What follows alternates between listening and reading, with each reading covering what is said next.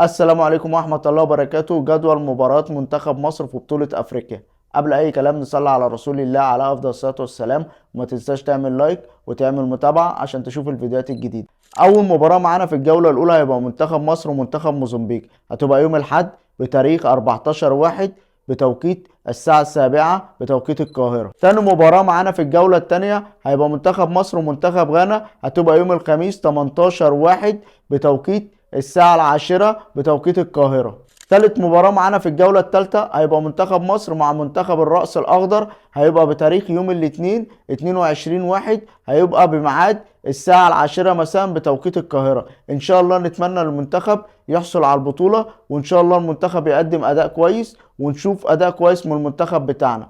ما تنسوش تعملوا لايك ومتابعة عشان تشوفوا الفيديوهات الجديدة.